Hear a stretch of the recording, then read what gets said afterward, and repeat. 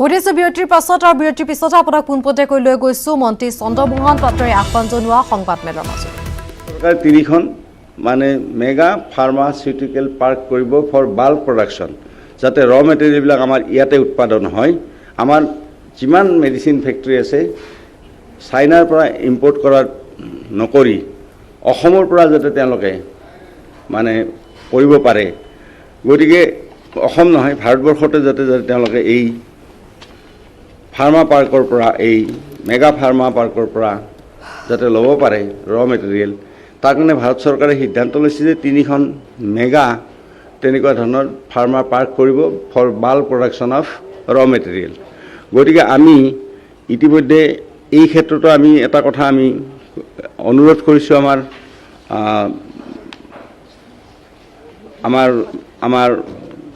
পীয়ুষ গোয়েল ডাঙৰীয়া মুখ্যমন্ত্ৰী ডাঙৰীয়া এখন চিঠি গৈছে যে এখন মিনিষ্ট্ৰী সদানন্দ দেৱগৌড়া এইটো মোৰ ভুল হৈছে সদানন্দ দেৱগৌড়া আমাৰ ministry of fertiliser and chemical মুখ্যমন্ত্ৰী ডাঙৰীয়াক এখন চিঠি তেখেতলৈকে লিখিছে যে 3খন ভাৰতবৰ্ষৰ যি পাৰ্ক কৰাৰ কথা আছে মেগা ফাৰ্মাচিউটিকেল পাৰ্ক এখন অসমক দিব লাগে। এনেকৈ এখন চিঠি মুখ্যমন্ত্ৰী মহোদয়ৰ পৰা এখন চিঠি ইতিমধ্যে গৈছে। আৰু তাৰ উপৰিও আজি আমাৰ এই ইণ্ডাষ্ট্ৰী ছেক্টৰটো যদি আমি ৰিভাইভ কৰিব নোৱাৰোঁ, য'ৰ পৰা 39% আমাৰ ষ্টেট ৰেভিনিউ আহে, গতিকে তেতিয়াহ'লে আমাৰ আগন্তুক দিনত অলপ অসুবিধা হ'ব। আৰু সেইকাৰণে আমি ENY বুলি এটা গ্ল'বেলি ৰিনাউন ফাৰ্ম আমি এণ্ট্ৰাষ্ট কৰিছোঁ। আৰু যিখিনি ফিকি CII বা তেনেকৈ ICC যিখিনি মানে ইণ্ডাষ্ট্ৰী লিডাৰ, তো তেওঁলোকৰ লগতো অলপতে মানে আপোনালোকক আমি টাইমটো জনাই দিম, মাননীয় মুখ্যমন্ত্ৰী তেওঁলোকৰ লগতো মানে এটা ইণ্টাৰেক্টিভ ছেশ্যন এটা তেওঁলোকৰ লগতো কৰিব। আৰু ENYকো আমি ইতিমধ্যে এণ্ট্ৰাষ্ট কৰি দিছোঁ যে ENY ইতিমধ্যে তেওঁলোকে মানে এই গোটেই বস্তুটো আমি ইণ্ডাষ্ট্ৰীক কেনেকৈ ৰিভাইভ কৰিব পাৰিম এটা আমি তেওঁলোকক এটা বনাব দিছোঁ, যে কেনেকৈ আমাৰ লকডাউনৰ পিছত যে ইণ্ডাষ্ট্ৰী পূৰা বহি গ'ল, এইটো আমি কেনেকৈ আমি ইণ্ডাষ্ট্ৰী ৰিভাইভ কৰিব পাৰোঁ সেইটো এটা কথা আমি বনাব দিছোঁ।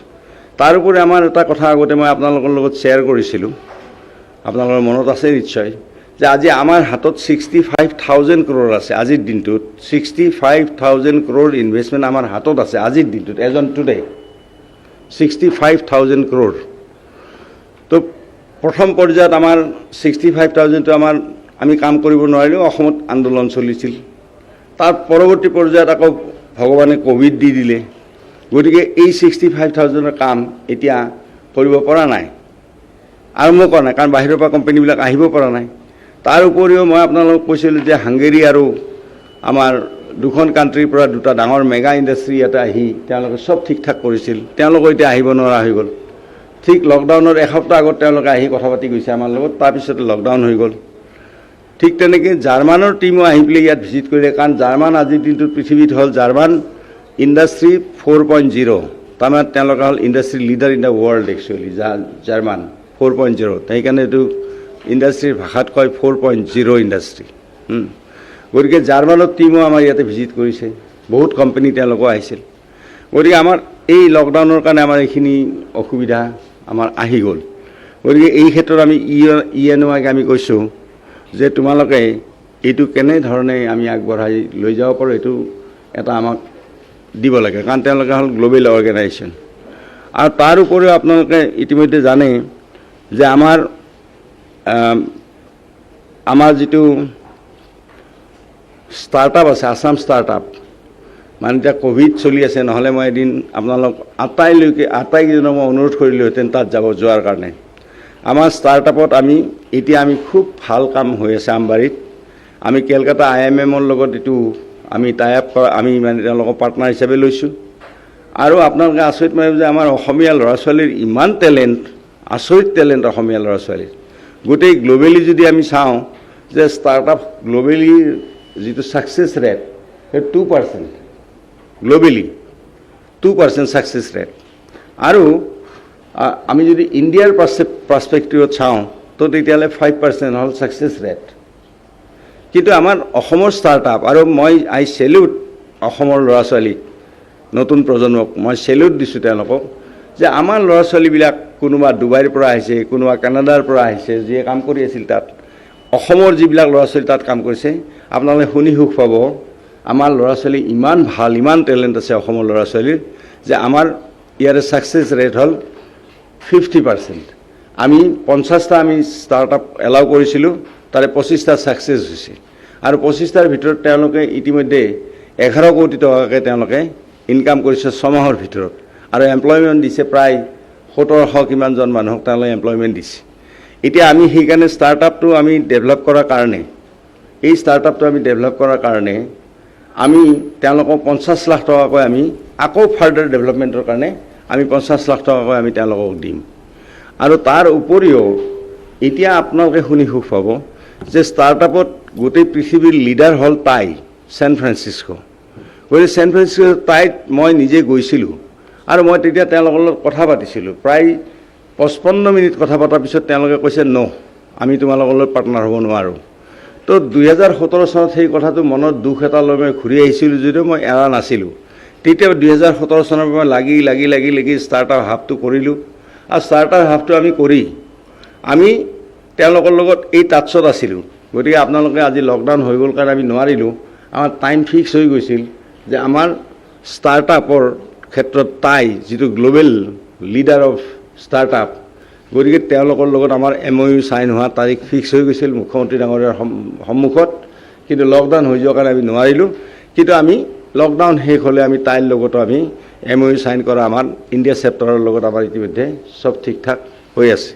তাৰোপৰি মাইক্ৰ'ছফ্টো আহিছে, এইটো বহুত ভাল কথা অসমৰ কাৰণে যে মাইক্ৰ'ছফ্টৰ নিচিনা কোম্পানী নিজে ভলেণ্টাৰীলি আহিছে, আৰু আমাৰ ষ্টাৰ্টআপটো ভিজিট কৰি পেলাই জাৰ্মান, তাৰপিছত ইজৰাইল, তাৰপিছত আপোনাৰ জাপান, তাৰপিছত আপোনাৰ কোৰিয়া, ইণ্ডোনেছিয়া, এনেকৈ বিভিন্ন কাণ্ট্ৰিৰ মানুহ যেতিয়া আমাৰ ষ্টাৰ্টআপ ভিজিট কৰিছে, এণ্ড এভৰিবডি ছেইড যে ষ্টাৰ্টআপটো this is the top startup in the country.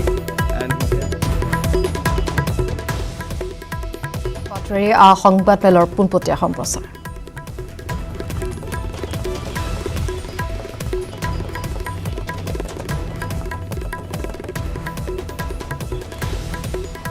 পৰৱৰ্তী খবৰলৈ আগবাঢ়িছো। লকডাউনৰ বাবে উপাৰ্জনহীন হৈ পৰা অসমৰ শিল্পীসকলক সহায় কৰিবলৈ আগবাঢ়ি আহিছে অসম চলচ্চিত্ৰ সমাজ আৰু বেংক অফ বৰোদা।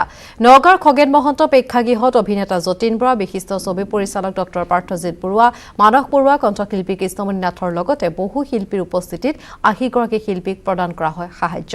আনহাতে পৰৱৰ্তী পৰ্যায়ত অসমৰ সকলো জিলাতে এই কাৰ্যসূচী ৰূপায়ণ কৰা হ'ব। আৰু এই সন্দৰ্ভত আমাক আৰু অধিক জনাব নগাঁৱৰ পৰা আমাৰ সাংবাদিক নীলিত পলে।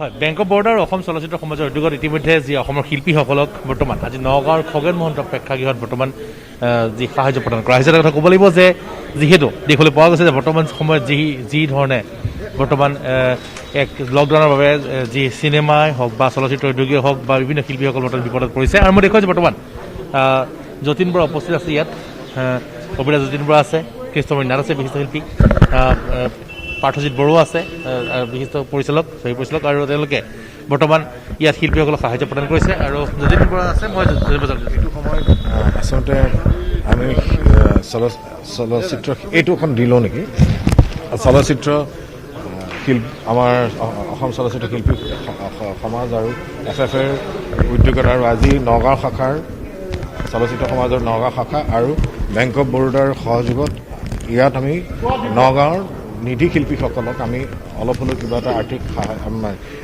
সাহায্য আমি আগবঢ়াইছোঁ। আৰু মই ভাবোঁ এনেকুৱা ধৰণৰ FFৰ ফালৰ পৰা আমি বিভিন্ন জেগাত আমি কৰি আছোঁ। গুৱাহাটীতো কৰিলোঁ, আমি অনাগত আমি কি কৰিম এতিয়া ডিব্ৰুগড়, গোলাঘাট এনেকৈ ডিষ্ট্ৰিক্টবিলাকত আমি যাম। আৰু শিল্পীসকলক যিহেতু এতিয়া আমাৰ ছবিৰ শ্বুটিং বন্ধ হৈ আছে বা বিভিন্ন ক্ষেত্ৰত মানুহ লকডাউনৰ সময়ত ঘৰত থাকিব লগা হৈছে, আৰু আৰ্থিকভাৱে অলপ তেওঁলোকে অৱস্থাটো ইমান সঠিক সুদৃঢ় নহয়, আৰু তেওঁলোকক আমি সহায় কৰাটো খুব প্ৰয়োজন বুলি ভাবিছোঁ।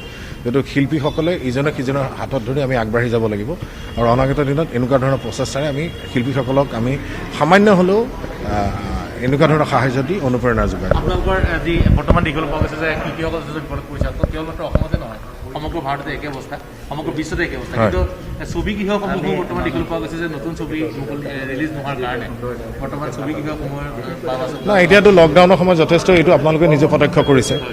লকডাউনৰ সময়ত ছবি গৃহটো খোলাটো কোনো সম্ভৱপৰেই নহয়, যিটো ছ'চিয়েল ডিষ্টেঞ্চিঙৰ কথা আহি পৰিছে। আৰু মই ভাবোঁ যে যেতিয়া লকডাউনটো সম্পূৰ্ণ হ'ব, খোলা হ'ব, তেতিয়া হলৰ ক্ষেত্ৰত হয়তো চৰকাৰে যি সিদ্ধান্ত দিব আৰু সেই অনুযায়ী আমি পালন কৰি যাব লাগিব। আৰু এইটো সময়ত এতিয়া প্ৰথম কথা হৈছে আমি নিজকে সুৰক্ষিত কৰি ৰখা, তাৰপিছতে বাকী এণ্টাৰটেইনমেণ্ট ছেকশ্যনটো আহিব। এতিয়া আমি নিজক বচাব লাগিব, সুৰক্ষিত কৰি ৰাখিব লাগিব, সমাজখন সুৰক্ষিত কৰি ৰাখিব লাগিব, তাৰপিছতে আমি চলচ্চিত্ৰৰ কথা ভাবিম বা হলৰ কথা চিন্তা কৰিম। কিছুমান নাট আছে, মই জানিব চেষ্টা কৰিম। দাদা কি ক'ব?